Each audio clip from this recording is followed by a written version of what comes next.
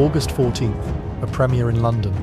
Thousands of fans are screaming, but one camera, a specialized Phantom Flex capable of 10,000 frames per second, is pointed directly at the face of one of the biggest actors on the planet. To the naked eye, he's perfect. He's charming, good-looking, and oozing with charisma. But when you scrub through the frames, reality begins to shatter. Look at the eyelid. In extreme slow motion, the actor's eyelid doesn't close top to bottom. A translucent, horizontal membrane flickers across the eyeball from the side. For 3 frames, his pupil isn't a circle, it's a vertical, jagged slit. Watch his neck. A pulse ripples under the skin, but it doesn't move like blood through a vein. It looks like something is crawling, fibrous and green, just beneath the surface of his jaw. The actor suddenly looks directly into the lens. His smile doesn't change, but his eyes go cold, vacant, and predatory. Welcome back. Today we're going where the mainstream media is too terrified to tread. We've all joked about lizard people in the comments, but what if the joke is actually a psychological veil, a way to make the truth sound so crazy that we ignore the physical evidence staring us in the face? We're talking about the reptilian elite, the theory that a non-human interdimensional species has infiltrated the highest echelons of Hollywood to manage what they consider to be a human farm. Hollywood isn't just an industry, it's a biological display case. And lately the masks are starting to slip. Take Justin Bieber. In 2017, hundreds of fans at Perth Airport reported a massive event. They didn't just see a pop star, they claimed to see his skin turn into gross colored scales right in the middle of the terminal. The local news initially ran the story, but it was scrubbed from the internet within hours. Why? If it was just a mass hallucination, why the total digital purge? And he's not alone. Let's talk about the glitch heard round the world. Katy Perry. During her Vegas residency, her right eyelid completely paralyzed. She had to physically touch her temple to reset it. Fans called it a stroke, others called it a mechanical failure. But in the world of the occult elite, this is known as a neural interface lag. When the reptilian host loses focus, the human glamour, the holographic or biological mask fails. Then we have the unblinkers. Mark Zuckerberg has become a meme for his robotic nature. But during his 2018 Senate testimony, his physiological responses didn't match human baselines. No sweat, no blinking for minutes at a time, and a strange cold logic that felt programmed. Even more chilling is the 2013 footage of a Secret Service agent at an Obama speech. Under thermal and high-def filters, his ears and nose appear to vanish, revealing a smooth reptilian cranium that looks more like a serpent's skull than a man's. Even actors like Benedict Cumberbatch are frequently analyzed in deep web forums for their high-functioning features. Bone structures that seem optimized for something other than a human nervous system. And we can't ignore the British royal family. For decades, insiders like Princess Diana allegedly referred to them as the lizards or the Pindar. It's not just a slur, it's a biological classification. She knew something we are only just beginning to grasp. If these beings are real, they aren't here to entertain us. They're here to lead the hunt. They're the apex predators at the top of a food chain we didn't even know we were part of. They use our admiration as a cloak, hiding their cold-blooded nature behind the warm glow of the spotlight. But you have to ask yourself, if they are living among us, where do they go when the cameras turn off? Where do they keep the livestock they use to maintain their youthful human shells? The answer lies in a network of islands and tunnels that shouldn't exist. We've seen the glitches, now we have to look at the logistics. Because if these people aren't human, their appetites certainly aren't either. We're going to the island, and trust me, the glitches were just the beginning of the nightmare. A thermal vision drone flies low over the Caribbean blackness, zeroing in on the jagged coastline of Little St. James. In the center of the island, the camera catches something the satellite maps missed. A group of figures in heavy hooded robes emerging from the shadows of that infamous blue-striped temple. They aren't walking, they're moving in a synchronized gliding rhythm toward a hidden elevator shaft built into the rock. As the drone dips closer, the audio sensor picks up a low-frequency hum, a vibration so deep it makes the camera lens shudder. Suddenly, a hatch on the roof of the temple slides open, and a burst of blinding ultraviolet light shoots skyward, destroying the drone. If the story so far feels like a sci-fi nightmare, this is where we look at the cold, hard logistics of how a predatory elite actually operates. Because if you're an interdimensional apex predator living in a human suit, you don't just shop at the local grocery store. You need a supply chain. You need a larder. And for years, one of the larders was a private island in the US Virgin Islands. We've all heard of Jeffrey Epstein. For years, the mainstream narrative was that he was just a high society fixer or a blackmailer. But as the 2026 document dumps have finally revealed, the Lolita Express wasn't just a plane, it was a delivery service for a global network that treats human beings as biological resources. Why did Epstein have a temple with no windows, a golden dome, and doors that were painted on just to mislead investigators? Because the real activity wasn't happening on the ground, it was happening beneath it. Whistleblowers from the Operation Metaphile investigation have described vast, lead-lined subterranean chambers beneath Little St. James. We're talking about high-tech medical suites, cryogenic storage, and holding pens that look more like a laboratory than a resort. This brings us to Ghislaine Maxwell and her mysterious Terra Mar project.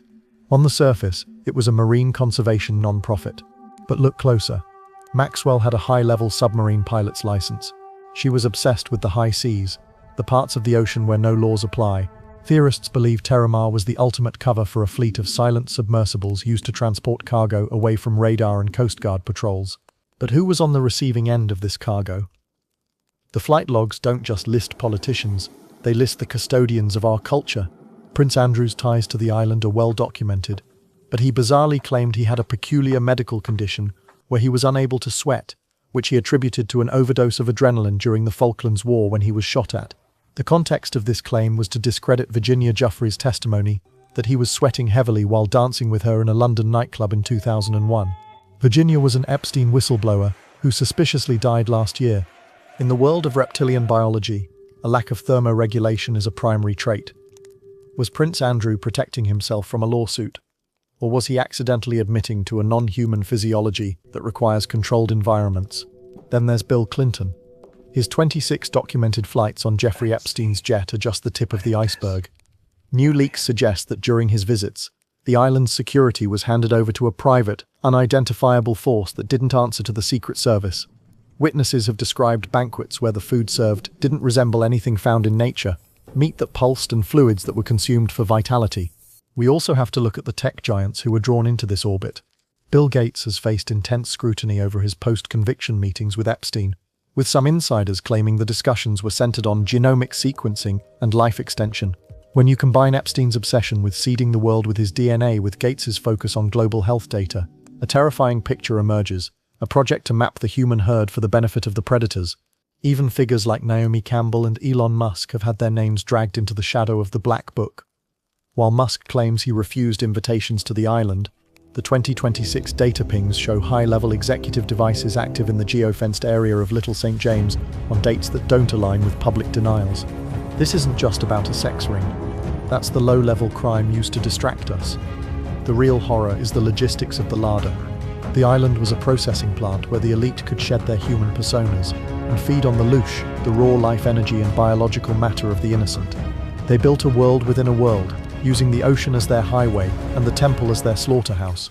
But the island was just the beginning.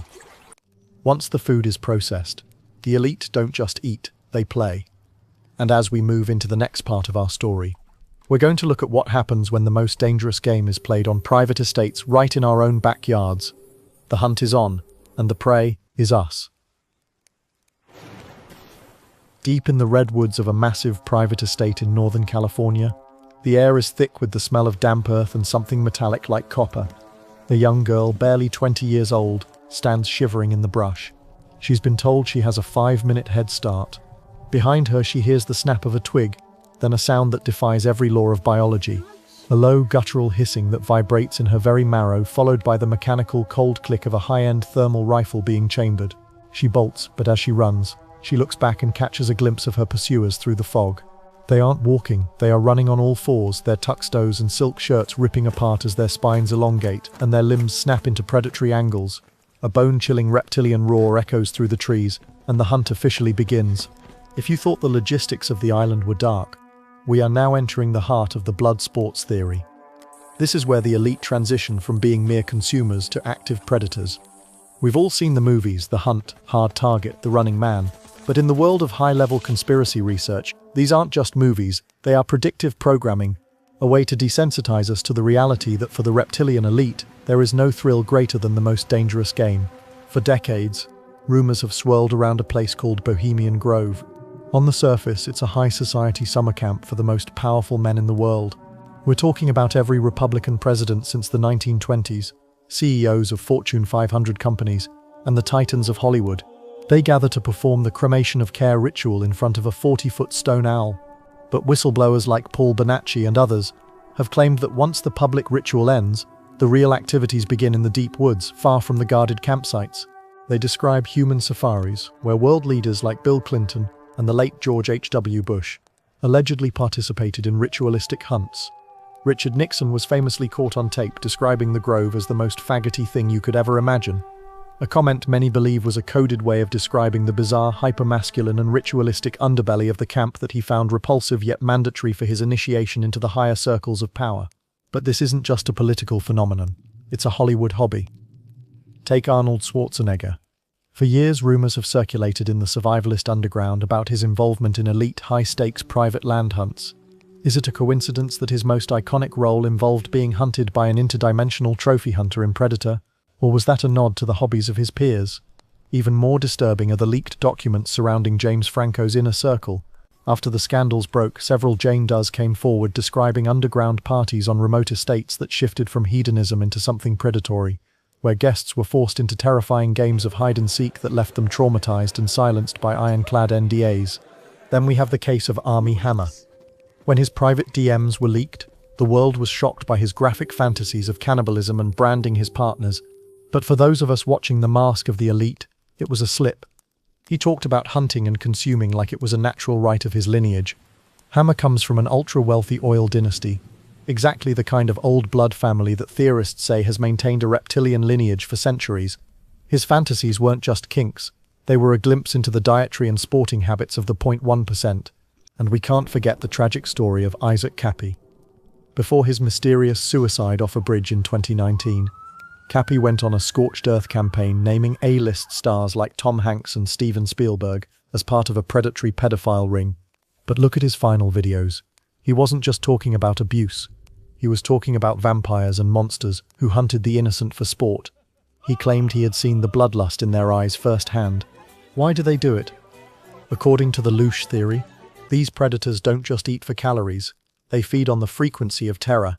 A human heart pumping with pure adrenaline and fear produces a chemical cocktail that, when consumed, acts like a psychedelic drug for a reptilian biology. The hunt isn't just for the kill, it's for the flavor of the fear. As we move into the next part of the story, the hunt ends and the banquet begins. We're going inside the dining rooms of the gods to see what happens when the prey is finally caught. We're talking about spirit cooking, human cakes, and the literal consumption of the harvest. You might want to skip your next meal for this one. A windowless ballroom in a Bel Air mansion is bathed in an unsettling neon crimson light. The air is thick with the scent of expensive lilies and something sickly sweet, like burnt sugar and iron. A group of the world's most famous faces, music icons, Oscar winners, and tech moguls sit around a mahogany table, blindfolded with black silk. The chef, a man whose skin looks like stretched parchment, announces the arrival of the main course, the essence of innocence. As the blindfolds are removed, the center of the table is occupied by a hyper-realistic mannequin lying on a bed of dark fruit. It looks exactly like a young woman. A famous star picks up a silver knife and makes the first cut into the torso, but the cake doesn't crumble. It begins to leak a dark, warm fluid that stains the white tablecloth. As the guests begin to dig in with their bare hands, a muffled, rhythmic thudding starts coming from inside the table. The guests don't stop. They just turn up the opera music to drown out the sound. This is the darkest corner of the rabbit hole. If the hunt was about the thrill, now we are going to talk about the harvest. We are talking about elite cannibalism. Now, for years, if you brought this up, you were laughed out of the room. But then came the art performances, the leaked emails, and the spirit cooking scandals that pulled back the curtain on what the Hollywood elite consider a dinner party. We have to start with the high priestess of the occult art world, Marina Abramovich. In 2016, the WikiLeaks dump revealed an invitation to a spirit cooking dinner sent to top political insiders. But look at the videos of these events. They aren't just art. They involve pig's blood, breast milk, and sculptures made of human-shaped meat that the guests, including stars like Lady Gaga, literally dismember and eat. Theorists suggest these aren't just metaphors. They are soft disclosure rituals designed to desensitize the public to the fact that the elite are literally consuming biological matter to sustain their glamour. And speaking of disclosure, let's talk about Katy Perry. Her music video for Bon Appetit is essentially a documentary disguised as pop art. In the video, she is literally kneaded like dough, seasoned with vegetables, and served on a giant platter to a group of wealthy elites who eat her alive. Is it a commentary on the consumerist nature of the industry? Or is it a literal step-by-step guide on how the reptilian elite prep their meals? Perry has been a focal point for researchers ever since she described herself as a victim of the industry, while making symbols associated with the Illuminati food chain. But it gets more biological. We have to address the placenta trend. For years, the Kardashians, specifically Kim and Kourtney, have publicly touted the benefits of consuming their own placentas after birth. They've turned it into a beauty hack. But researchers argue this is the gateway drug to cannibalism. It normalizes the consumption of human tissue under the guise of wellness. If you can convince the public that eating human organs is healthy, you've already won the psychological war. Even Tom Cruise famously had to walk back comments where he expressed an interest in eating his child's placenta, a move that sent his PR team into a tailspin, but left truthers wondering if he was simply speaking his truth too early. Then there is the vampire culture. Sandra Bullock went on a major talk show and casually described getting a facial treatment called EGF, epidermal growth factor derived from the skin of young people. She laughed it off, calling it the penis facial. But to those who know about the adrenochrome theory, this wasn't a joke. It's the extraction of chemicals from the young to keep the old looking immortal. Look at Jared Leto. The man is in his mid-50s and hasn't aged a day since the late 90s. He runs a cult-like retreat on a private island where his followers wear white robes and call him prophet. Is it just good genes, or is he partaking in the banquet to maintain that iridescent, unaging skin? The goal of the banquet isn't just hunger, it's louche. The theory goes that when a human is terrified or in pain, their blood becomes flooded with high-energy hormones. For a reptilian biology, this isn't just food, it's a battery. It allows them to maintain their human frequency and prevents their skin from glitching. But what happens when the food starts to fight back? Or when a star realizes they aren't an elite, they're just the next course? Now we'll look at the silent screams. We're talking about the whistleblowers who tried to expose the kitchen and the replacements who were brought in to fill their shoes. A security contractor for a major tech billionaire, a guy with 20 years of experience in unconventional protection, enters a designated dead zone on a sprawling ranch in Montana. He's been told never to cross the perimeter of the lead-lined barn at the north end of the property. But tonight, the motion sensors have failed, and the curiosity is eating him alive. He forces the heavy steel door open, expecting to find a drug lab or a server farm. Instead, he finds a sanitized clinical nightmare. Rows of glowing, amber-filled glass vats line the walls, humming with a low-frequency pulse. Inside the fluid, suspended in stasis, are hybrids, biological husks that look 70% human and 30% something else. One of the creatures, a near-perfect match for a world-famous pop star, who supposedly died in a car accident years ago, suddenly snaps its eyes open. They aren't human eyes. They are a solid, iridescent gold with pupils that narrow into vertical needles the moment they hit the light. The guard hears a heavy clunk as the barn door locks from the outside, and a voice over the intercom whispers, "You weren't supposed to see the backup." This part usually gets people's YouTube channels deleted, so pay close attention. We've talked about the glitches, the island, the hunt, and the banquet, but now we have to ask the most chilling question. What happens when one of these stars becomes too difficult to control? What happens when the human host starts to wake up and realize they're being used as a vessel for a reptilian consciousness? In Hollywood, you don't just get fired, you get replaced. We're talking about the replication and replacement theory, the idea that the elite have perfected a method of cloning or biological patching to ensure their puppets never step out of line. Take the case of Britney Spears. For years, fans have been screaming about the Free Britney movement, but truthers go much deeper. They point to the 2008 breakdown as the moment the original Britney was retired or reprogrammed. Look at her Instagram posts over the last few years. The vacant stare, the repetitive dancing, the strange AI-like blurring around her movements. Many believe the woman we see today is a glitched biological clone, or at the very least a heavily patched version of the star we knew in the 90s, kept under the thumb of handlers who aren't even human. In the recently released Epstein emails, there is actual discussion about how Joe Biden has been replaced by a clone. And then there's Kanye West. In 2016, during his St. Pablo tour, Kanye did the unthinkable. He stood on a floating stage and started screaming about the truth. He told the audience that radio had lied to them, that Google was in on the plot, and that they were coming for him. Within days, he was forcibly hospitalized for exhaustion. When he re-emerged weeks later, his hair was dyed blonde, His facial structure appeared wider, and his entire personality had shifted into a subdued, almost blank state. Was that Kanye, or was that a beta test of a new personality override?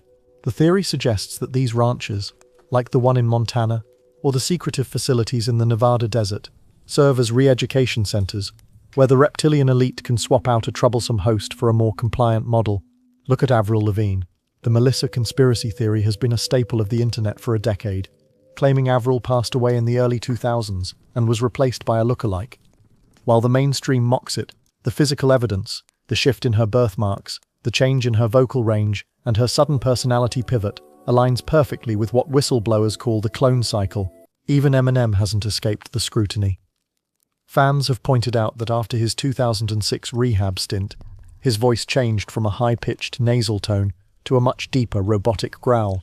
His facial features became sharper, almost chiseled, leading to theories that the real Slim Shady was replaced by an MK Ultra-controlled hybrid designed to push a more aggressive, dark agenda into the ears of the youth.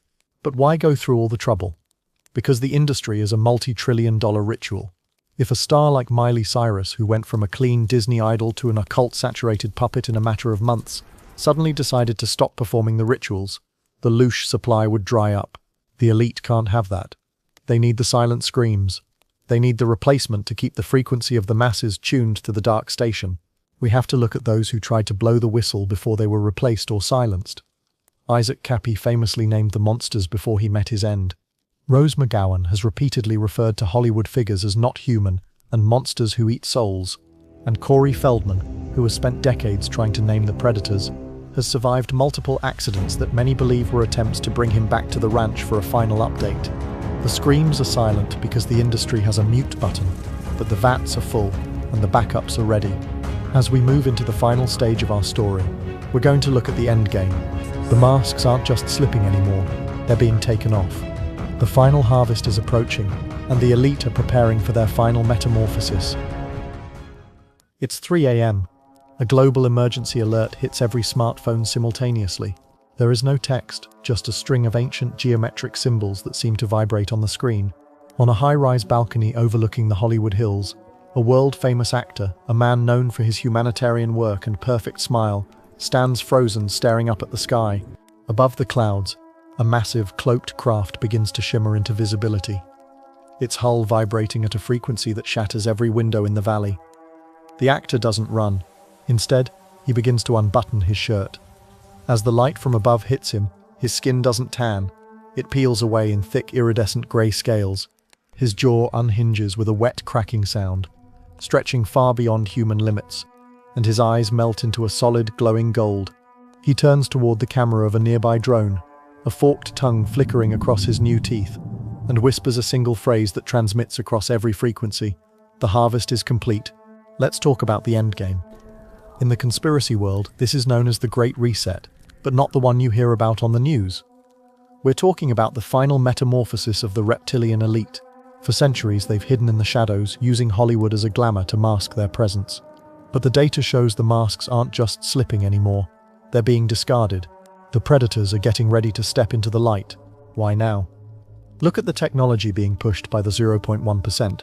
Elon Musk has spent the last few years warning us that AI is a demon we are summoning, yet he is the one pushing Neuralink. Think about it. If you wanted to manage a human farm more efficiently, wouldn't you want a direct interface into their brains? A way to patch their reality so they don't see the scales? Researchers believe Neuralink is the final tagging system, the digital fence for the livestock. And then there's the exodus. Why are the biggest stars suddenly fleeing the mecca of entertainment? Mark Wahlberg, Joe Rogan, and dozens of others have packed up and moved to safe zones like Texas or remote parts of Australia. Is it for the taxes? Or do they know that Hollywood, the literal holy wood used for ancient magic wands, is about to be the ground zero for a biological shift? Look at Angelina Jolie. For years, she's been the face of the UN, traveling to the most vulnerable parts of the world. In the deep dive community, she's viewed as a high-level harvester. While the public sees humanitarian work, truthers see someone who is mapping out the world's genetic diversity for the elite's next phase. Her history with blood vials and her fascination with the darker side of life wasn't just a phase, it was an initiation. We also have to address the royalty of pop. Jay-Z and Beyoncé have transitioned from being musicians to being the Carters, a literal sovereign entity. Their imagery has shifted from hustle to deity worship. In their video for Apeshit filmed in the Louvre, they stand before the world's greatest art, literally reclaiming it as the property of the bloodline. They aren't just stars, they are the handlers of the new frequency. Even Taylor Swift, the biggest artist on the planet, has fully embraced the snake iconography. What started as a clapback to a feud has become her entire brand. She performs rituals on stage, surrounded by hooded figures, under the gaze of a giant serpent. In the world of soft disclosure, this is a coming out party. She's telling the herd exactly who is leading them, and the herd is cheering for it. But the most chilling piece of evidence isn't in a music video, it's in the architecture of the Vatican. The Paul VI audience hall is built to look exactly, and I mean exactly, like a giant snake's head from the inside.